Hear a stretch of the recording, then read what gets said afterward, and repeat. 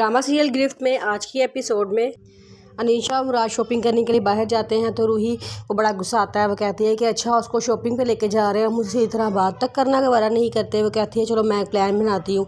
वो प्लान बनाती है। जहाँ वो दोनों मॉल में पहुँच जाते हैं तो वो मुराद को फ़ोन करती है और कहती है कि आप उसके साथ शॉपिंग कर रहे हैं, मुझे आप सीधे मुँह बात नहीं करते। आज मैं आपके बच्चे को नहीं छोड़ूंगी, मैं आपके बच्चे को आज जान से मार दूँगी, मैं उस वजह को ही ख़त्म कर दूँगी जिसने हमारे दरमियान रिश्ता रखा हुआ है।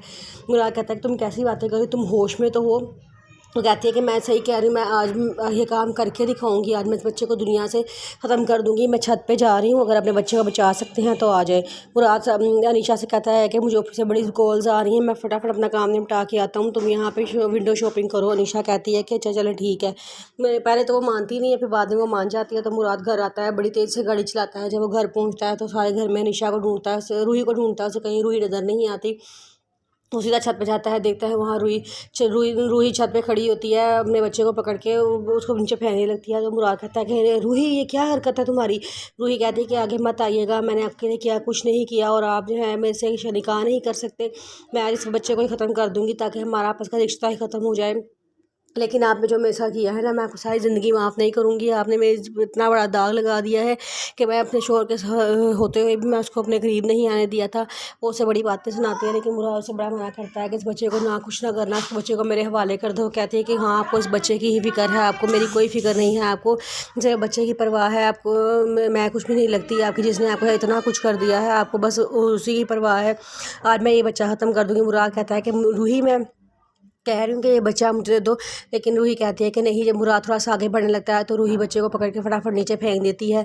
मुराद एकदम परेशान हो जाता है, उसके रंग उड़ जाते हैं। वो फटाफट तेज़ी से भागता हुआ सारी सीढ़ियों से भागता हुआ नीचे आता है। जब वो नीचे आता है तो बच्चे के पास बैठ के वो रोना शुरू हो जाता है।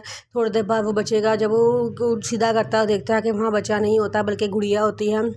उसको बड़ा गुस्सा आता है। पीछे से रूही हंसती हुई आ जाती है और कहती है कि देखा कितनी फ़िक्र है तुम्हें बच्चे की और मेरी कोई फ़िक्र ही नहीं है तुम्हें। तो मुराद कहता है कि क्यों मेरे जज्बात से खेलती हो इतना, तुम मेरी जान छोड़ दो, तुम मेरा पीछा क्यों नहीं छोड़ती, मैंने बिगाड़ा क्या है तुम्हारा, तुम क्यों मेरे साथ ऐसे करती हो। तो वो कहती है कि मैंने क्या बिगाड़ा था आपका जो आपने उस रात मेरे साथ इतना बुरा किया, मेरे से किसी के काबिल नहीं छोड़ा। जिस पर वो कहता है कि मुझे कुछ याद नहीं है रूही, तुम क्यों मेरे इतनी परेशान करती हो। वो कहती है कि बस मैंने कह दिया है इस फ्राइडे को आप मेरे साथ निकाह करेंगे। फ्राइडे आने में 4 दिन हैं, 4 दिन आपके पास हैं, 4 दिन तैयारी कर लें और जो है ना आपने मेरे साथ निकाह करना है, वरना जो है ना मैं इस बच्चे को अब तो मैंने करके दिखाया है ना, मैं सच्ची मुची चीज़ करके दिखाऊंगी, इस बच्चे को इस दुनिया से निकाल के ही छोड़ूंगी। वो कहता है कि रूही रूही, लेकिन रूही बात ख़त्म करके अंदर चली जाती है।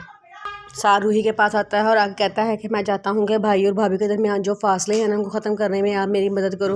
रूही कहती है कि वो आगे कोई जवाब नहीं देती। फिर रूही अपने कमरे में आ जाती है और कहती है कि कैसा इंसान है, मुझे कह रहा है कि मैं इनके फासले ख़त्म करने में इसकी मदद करूँ, हालांकि मैं ही तो वजह हूँ इनके फासलों की। हंसना शुरू होती है। फिर उसके बाद मुराद अपने कमरे में जा रहा होता है तो रूही वहाँ खड़ी होती है। वो कहती है कि सिर्फ 3 दिन रह गए हैं तुम्हारे पास मुराद, 3 दिन निकाह में, और ये तुम अपने फजूल की मसरूफियात की वजह से इन 3 दिनों को ज़ाया कर रहे हो। चलो आओ मुझे शादी का जोड़ा दिलवाओ। सुना है कि शादी का जोड़ा हमेशा लड़के वालों की तरफ से होता है, लेकिन लड़के वालों में तो सिर्फ तुम अकेले ही हो, तो तुम मेरे साथ चलो जाके शादी के जोड़े की शॉपिंग करके आते हैं। मुराद कहता है कि चले जाओ यहाँ से, मेरा दिमाग ना ख़राब करो। मुराद कमरे में जाता है और अब गुलदस्ता कमरे में लेके जाता है, जाके निशा को देता है। कहता है कि ये मैं तुमसे हमेशा मोहब्बत करता रहूँगा, मुझे तुम हमेशा से बहुत अच्छी लगती हो, लेकिन मैं कोशिश करूँगा तुमसे इतनी हुआ करूँ कि तुमने जितनी मुझसे की है मैं उतनी तो कर नहीं सकता, लेकिन मैं उतनी तो कर सकता हूँ ना कि जितनी मैं कर सकता हूँ।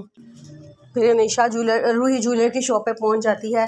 वहाँ जाके मुराद से फ़ोन करके कहती है कि मैं यहाँ पर आ गई हूँ और आप जो है ना जल्दी से यहाँ पहुँच जाए, मैं ज्वेलरी ले रही हूँ, जल्दी से आके बिल बनवा दें। मुराद कहता है कि तुम पागल हो, तुम्हें किसने कहा था तुम वहाँ जाओ। वो कहती है कि बस मैं आ गई हूँ और हाँ मुझे ना निशा बीबी की कॉल भी आ रही है, मुझे उनसे भी झूठ बोलना पड़ेगा, तो आप फटाफट पहुँच जाए। मुराद कहता है कि निशा कुछ ना कहना, कुछ ना बताना उसको, मैं आ रहा हूँ।